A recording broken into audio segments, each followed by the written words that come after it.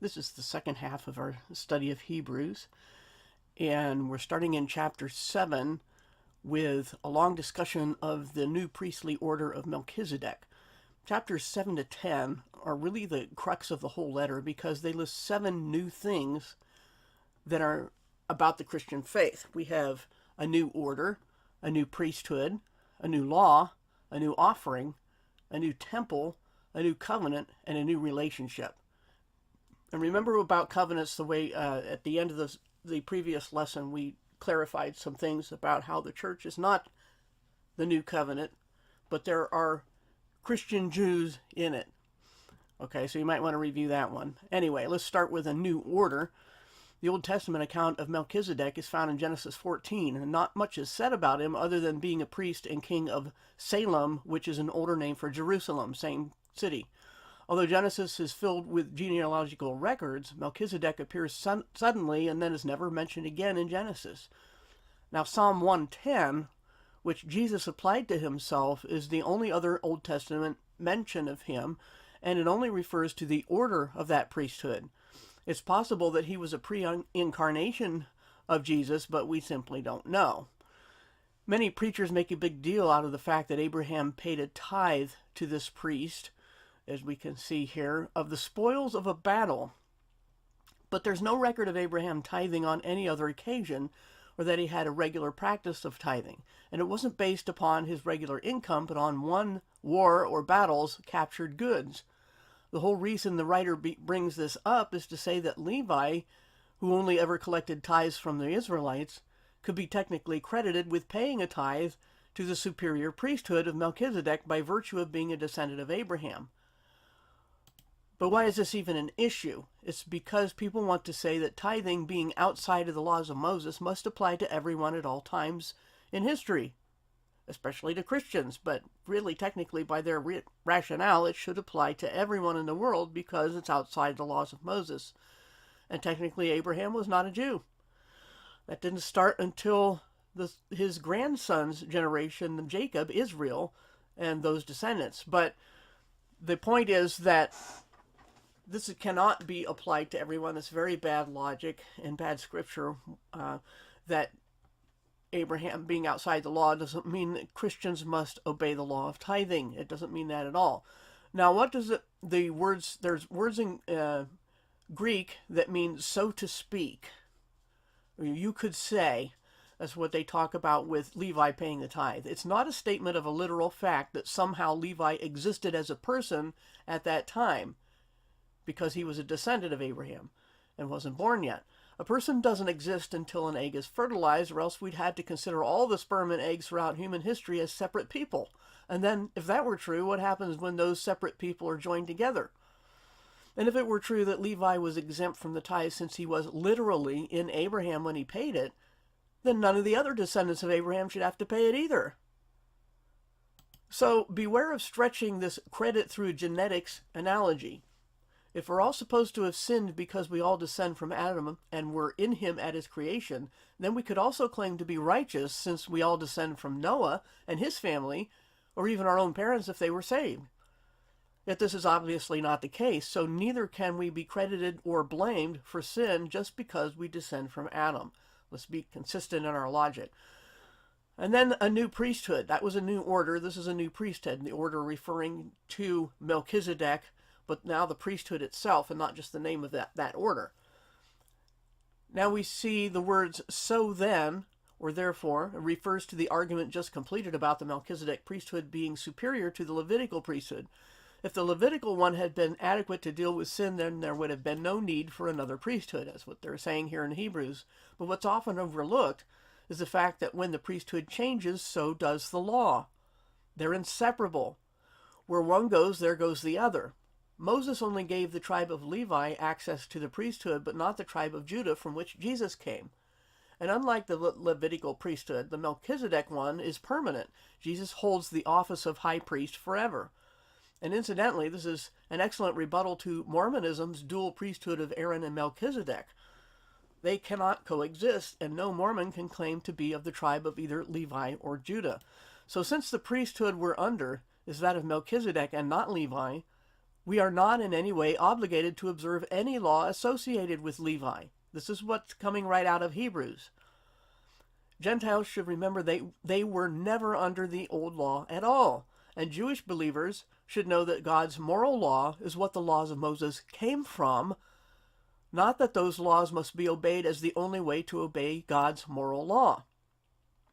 So the point here is, with a change of priesthood comes a change of law, and you can't borrow some of the other laws of the other priesthood. You just can't do that.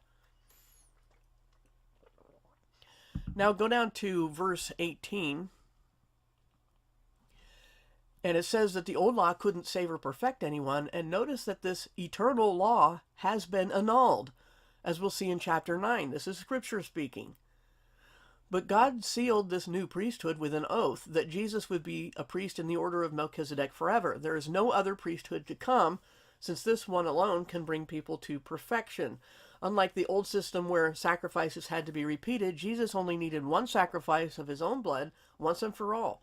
It's a terrible insult to God to claim Jesus didn't do enough. There's a variety of belief systems that essentially argue that he didn't do enough, that you have to do something. Any of those things are insulting because Jesus finished the job. He said on the cross, paid in full, which is what the priest at the same moment that Jesus was saying that on the cross was saying in sacrifice of the lambs for Passover, paid in full. So new priesthood, new law, new order, and now we come to a new offering, and we'll go to chapter 8 for that. And it says that Jesus serves as our high priest in the heavenly sanctuary made by God. We were already kind of talking about that, but it's contrasting heavenly and earthly here. The earthly temple of Israel was a type or shadow of the real one in heaven, which is why it had to be made to such precise specifications. But it should be obvious that the heavenly temple, high priest, and sacrifice are infinitely superior to the earthly ones, and because of that, the new covenant is greatly superior to the old covenant. And as the writer already pointed out, there would have been no need for a greater contract or covenant unless the old one was imperfect and defective.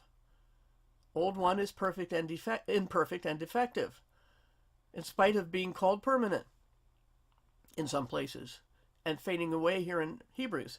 And again, we see that the old law is fading away in what is one of these verses here. I didn't have the exact one written down here, but at the time of this writing, the Jews were still in a contractual relationship with God, but he would soon exile and scatter them for unbelief. So the law, though officially annulled, was still fading out and not yet completely gone at that time. It's not talking about today. Technically, though, the Israelites had broken it long ago and effectively annulled it then, but a contract is between two parties, so Jesus had to die to end God's obligation to it. And many people think that we should still be held to the Ten Commandments, and they cite Matthew 5:17 and 18 for support. But not only do they ignore the clear statements here in Hebrews, they miss the meaning of the passage in Matthew. Jesus was saying that he had come to fulfill every single prophecy as well as to fulfill the law perfectly. So people are no longer able or obligated to fulfill either one. Jesus did not come to perpetuate the law tied to the old Levitical priesthood, but to replace it with a superior one. He fulfilled prophecy, of course, but to be the spotless sacrificial lamb, he also had to perfectly obey the old law. But that means only those who are united with Jesus really keep it, not by their own efforts, but by virtue of Jesus having kept it on our behalf. So since re-sacrificing Jesus is a slap in his face, so also is trying to keep the law that Jesus already kept. They are equally bad. If you try to keep the law, you are putting him back on the cross. That's what Hebrews has been arguing. So when Jesus said, I came not to abolish the law, but to fulfill it, that's exactly right. And when Jesus lived under the law, that's exactly right. That does not mean we're supposed to do those things any more than we're supposed to keep him on the cross. That's how bad that argument is. So now let's go to chapter 9. And this is where we start a new temple. Here we see details about it, and the point of it all is to impress upon us the lengths to which God went to symbolize the superior one in heaven. That's what that meticulous detail was all about. The curtain between the holiest place and the rest of the temple symbolized that the holiest place was not to be seen until Jesus came with the sacrifice of his own blood. This gives added significance to the tearing of that curtain in the earthly temple when Jesus died. It was the end of all sacrifice. And it's that simple. And we can go down here to verse 9 or verse 12 in chapter 9. And given the fact that Jesus' blood was far superior to that of mere animals, we can rest assured that it cleansed us completely from sin. He is the only and the one mediator of this new covenant. And it's between God and all people, not just one nation. His death paid the ransom for all mankind and canceled the charges against us. And now we're given a perspective on all this from ordinary civil law. A will or testament, a last will and testament, is not in effect until the one who made it dies. That's why blood was required in the old sacrifices. Only death can break the legal claims of sin. Without this bloodshed, there is no cleansing, no cancellation of the laws against us. But just as the earthly sanctuary had to be cleansed with blood, so also did the heavenly one. And no animal's blood could be good enough for that, but only the blood of God in the flesh, that's Jesus. Yet unlike the earthly sanctuary, the heavenly one only needed one cleansing. And just as people are only able to die once and then face judgment, that's in this section, which is a good thing to remember when dealing with the concept of karma or reincarnation. Die once and face judgment, so too, Jesus only needed to die once to take away all sin. He will appear again, but not to take away sin. Instead, it will be to bring us our promised inheritance and deliverance. We'll go over the number of times a person can die in chapter 11, in case you were wondering. But first to chapter 10, and again, the text emphasizes the fact that the old law was a shadow of better things to come, namely the new covenant sealed in Jesus' blood once for all. All the repeated sacrifices did was remind the people of their sins. But God was preparing them for the ultimate sacrifice that would only be needed once. And again, we see that he takes away the first in order to establish the second. This is also what Jesus referred to in his illustration of the wineskins in Mark 2 and Luke 5. The old and the new cannot be mixed. And that's what people try to do when they try to say we must go under Jewish law or we're grafted into Israel. And to further emphasize the fact that Jesus completed our redemption, we see that he sat down at God's right hand, where he waits until all his enemies are humbled before him. He is not still sacrificing. And yet again, we see this point which cannot be overemphasized. By one offering, he has finally completed the holy ones, or the saints. That's what that means. It's a finished work, and it cannot ever be undone by anyone. Now let's go down to verse 15. In chapter 10, and actually verse 19, there's another therefore, and it's the consequence of all the teachings. We're free to boldly go into the Holy of Holies, the holiest place, the inner sanctuary, to the very presence of God. This is now possible because of the blood of our new high priest, which was sprinkled on our hearts when we believed, and this is the basis for our confidence. It's not in us. Verses 24 and 25 are probably the most famous verses in Hebrews, with the possible exception of the faith chapter to follow. Yet they're not without controversy because many take it to sanction mandatory church attendance. While it's true that believers are always encouraged to work together as a body, many use these two verses as a club to beat people over the head for not attending services regularly. But are most services real biblical fellowship? People can attend for many years without even being saved, and the churches admit this. And many more go only to worship God, never really getting to know the people. Yes, it's good to worship God, but worship shouldn't be confused with this command to build each other up with our spiritual gifts. That's not everything, is not what happens in the morning worship service. Showing up in an appointed place at an appointed time to perform appointed rituals is not what the writer is talking about here at all. Instead, it's about not only staying close to sound teaching, but also interacting in the daily lives of other believers for the purpose of both serving and being served. That's how a body operates. The churches should first clean their own houses and check up on the regular attendees before hunting down the members who are at least being honest, that don't come. You've heard of so many churches that go out looking, knocking on the door for people who haven't been there in a while, like trying to make them feel guilty. Well, maybe you should ask, the church should ask itself why they're not coming anymore. There are people drifting away in large numbers, and the churches seem to blame the people rather than looking inward to see what's causing them to leave. So what these verses actually say is that we are to motivate each other toward love and good deeds. That's what it says there. That's the purpose of meeting together. Notice that the worship of God isn't even mentioned here, but only interactions between people to encourage each other as we see the end times approaching. How many churches even care about the end times approaching, much less know what they are or know what to look for? And remember again that Jesus rebuked people of his day for not knowing the signs of the times to know that he was supposed to appear. He will appear again. And again, his people are not looking for him. And as we recall the discussion on chapter 6, we see in this passage the antidote for the temptation to return to the old Jewish law for Jews. By sticking together and remembering the impossibility of keeping the old law and new contracts at the same time, these people can be assured of keeping the rewards they've earned if they keep meeting together and not go back to their Jewish habits. Now, after defining the new relationship believers have with God due to Jesus' sacrifice and our faith in him, verse 26 begins more discussion about the finality of all those things and what it means. As before, the writer is not promoting the idea that the saved can be lost, but that those who hear the gospel are not saved unless they accept it. To turn away from it and keep on sinning even after we've known the truth is to condemn ourselves. Notice the warning against failure to appreciate the blood of the new contract or covenant. We've already discussed the error of trying to make additional sacrifices, and that's what this refers to. God will take revenge against all who treat Jesus' sacrifice as inadequate. So pick a religion or denomination and apply that. Are we saying one thing and doing another by living as though Jesus didn't do enough and we have to save ourselves?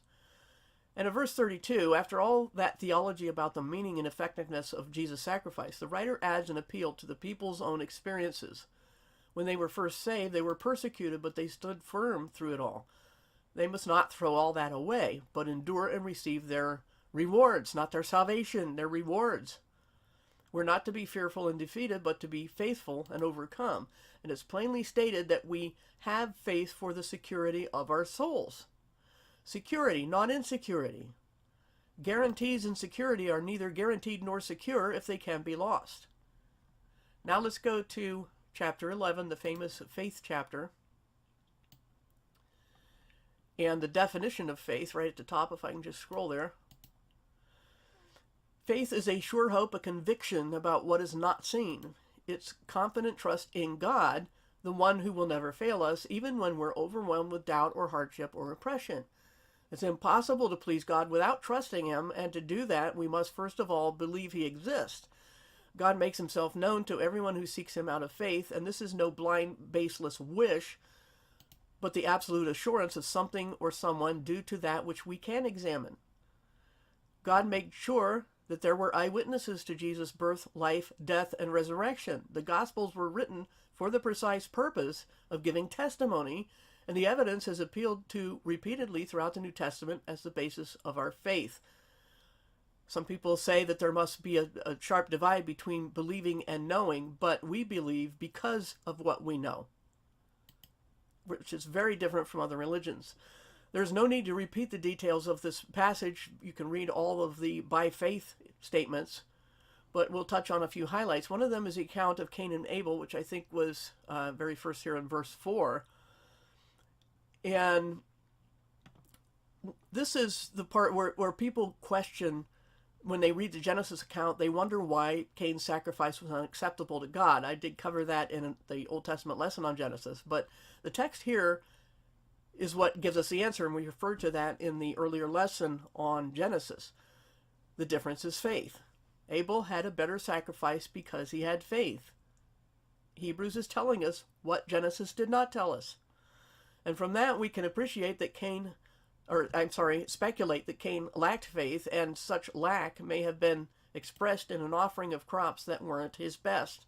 I don't think we have any scriptural warrant or logical necessity to say that Cain should have brought animals. It just says he should have brought his best. And he didn't bring it because he didn't have faith. That's what Hebrews is saying. Another interesting point is the mention of Enoch in verse 5, who never died but was taken directly to heaven. The only other person ever to have this happen was the prophet Elijah. Why were these two taken without dying while people like Noah, Abraham, and Moses and David were not taken? We don't know. And I will get back to the point in a second before we'll look quickly at Sarah about how many times people die. So Sarah is mentioned in this passage, and she was no less an example of great faith than any of the men, and she's always overlooked as a great figure of faith in the Bible. Sarah is cited here. Now back to the how many times we die issue. There's nothing in Scripture to require everyone to die at least once. Hebrews 9:27 simply stated the norm. But notice that it says for people to die once, not once people die. Some try to change the meaning to support the teaching of karma, but one time is a completely different meaning from as soon as. Karma says as soon as people die. They try to twist to die once to mean as soon as they die, once they die, but it can't mean that in the Greek at all. And likewise, some who were raised from the dead before Jesus also died again, since no one but Jesus has yet received an immortal body. So how many times did they die? But also consider this, some Christians who are alive when Jesus returns will never have died even once. And you can look for John 11:26 and 1 Thessalonians 4:15 and 17, that there are people who will never die at all. Okay, so don't run too far with that earlier statement in Hebrews about once to die and then face judgment. That's the point. Now we also see a contrast in this chapter. Some of these giants of the faith received rewards in this life and others did not. Some were honored. Some were hunted like animals and brutally murdered. Yet they didn't rail against God and say, why didn't he protect me, as many do today. People seem to expect God to be like Santa Claus, who exists only to give them good things, but even Job had more respect for our Creator than that. And Hebrews even says that the ones who didn't get the good things in this life were too good for this world. Leaving this world was the best thing they could get. It says in verse 38, the world was not worthy of them. So they were looking, it says in verse 40, for something better. Where is our focus? We should be looking for something better and not be so zoned on this life. Now let's go to chapter 12. And there's another therefore, a consequently. Considering the caliber of people who went before us, both the ones who got something good in this life and the ones who didn't, we should be motivated to stand strong and stop being content with spiritual infancy or worrying about whether or not we'll get to heaven. And we do this not by focusing on ourselves, but on Jesus. He is the one who will bring us to completion, not us. He gave up the comforts and respect of his heavenly throne for people who were still against him. He, above all the others listed in the previous chapter, is our greatest inspiration and example, so he's the one we look to the most. Notice that it isn't our faith, of which Jesus is the originator and completer, but the faith. He does not have to create faith in us as some teach. Our faith is a choice we make, and the race we run to receive rewards is something we do, and must therefore be the opposite of a gift to be received. So it has nothing to do with salvation from eternal wrath. These words are telling us that we run to win rewards. We run to earn a prize. You can't earn a gift. And Jesus cannot make you, force feed you the gift. And he wouldn't if he could. I mean, he would have the power, but he certainly wouldn't do that. It's against his character. Now, some take verse 4 as referring to Jesus sweating great drops of blood in the Garden of Gethsemane, but no such connection is made by Scripture, and the Gospels never say it was blood, but only that his sweat was like blood dripping. All it says is that the people being addressed in this letter have not yet had to lay down their lives for the gospel. but they've forgotten that they're adopted children of God, and as such they will be disciplined as any good parent would discipline their own children. Parents aren't responsible for other people's children. So if God did not discipline us, it would mean we don't belong to him. We must not abandon God for letting us suffer any more than as children we would all run away from our parents for punishing us when we needed it, or training us, which isn't always easy, when we needed it. Now let's go down to verse 12. And with all that in mind, we should work out to get ourselves in shape instead of being spectators or couch potatoes that never make an effort to grow strong.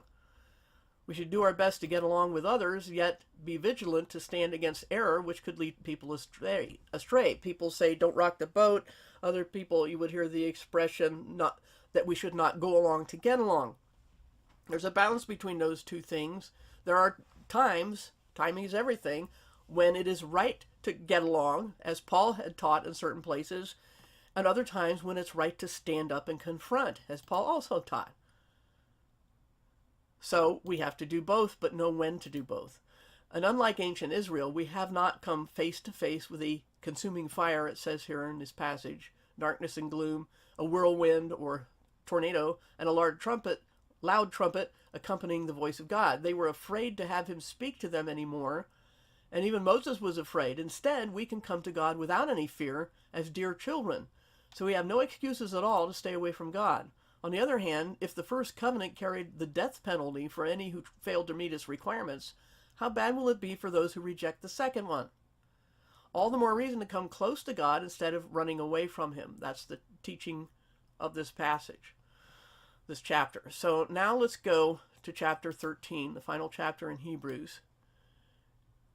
And it begins with a curious statement. People have sometimes unwittingly given hospitality to angels.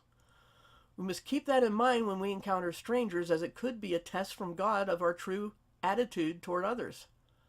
But our motive shouldn't be just to avoid getting caught doing wrong. It should be that we genuinely care for people. We should also show our concern for those who have been imprisoned or suffered hardship for the sake of the gospel. And then there's a brief statement about marriage. And apparently some had asked whether it's okay for believers to marry, and the answer here is the same as that to similar questions to Paul from the Corinthians. Yes, believers may marry, and of course unfaithfulness is not permitted, but most people don't realize that the Bible never specifies what makes a couple officially married. There are no prescribed ceremonies or oaths or official people or documents. So in God's eyes, they're married by the physical union, and that's all that passage is really, that section is saying. And then people are given general statements that should be obvious. Be content with what you have, take courage, respect spiritually mature believers who have been watching out for you, and take their example of life and faith to heart. There are no such words as obey, follow, or submit in that statement about leaders in verse 7. And the context emphasizes following examples. We are to be like them, but of course not to excuse poor behavior or blindly follow the orders of an authority figure. That's not what that section is saying, but it's been twisted that way, beginning with the King James, to emphasize ecclesiastical and governmental power. That's not what this is teaching. It's about following examples and mentors. We'll see this again a little bit later, but first Jesus is again presented as one to be trusted. And this writer, like Paul, warns the people not to waste time arguing about old laws or strange new teachings that didn't come from God. And once more, the writer refers to the old sacrificial system as being inadequate. So we must not go under it, but instead go outside the camp to Jesus. Now let's go down to verse 16. The only kind of sacrifices we can add are those of pure words of praise and of being the community of believers we were meant to be. And again, in verse 17, the writer mentions leaders who guard them from error. And as stated before, this is not a command to obey the whims of an authority figure, but an appeal to the wisdom of staying close to those who are stronger in the faith than we are. The responsibility elders have for the other believers is not to dominate or rule, but to serve and protect. Actually serve and protect, not just say the words. It's just wise to listen to people like that. That's all it's saying in this chapter. And as the letter winds down with the typical farewells of the day, we see a commonly mistranslated statement. Most translations say a short letter. which this obviously isn't. Instead, the Greek clearly indicates that it was written in bits and pieces, here and there. That's what it's saying about shortness. They wrote it piecemeal. And this would explain some of the topic shifting as well, which we have to keep in mind in any of the New Testament letters. When there seems to be an out-of-place statement, it could very, very well and naturally be explained by the fact that the letters weren't written in one sitting. And that's it for Hebrews. I hope we can all get these lessons and apply them, and be careful when we read and study, and actually make the effort to read and study. And if we need help, get help. There are elders for a reason, and teachers. We need to look to people who have demonstrated walking the walk and digging into the scriptures, and listen to them, and listen to more than one, so we don't get one person's biased opinion, because we're all fallible humans. And that's the letter of Hebrews.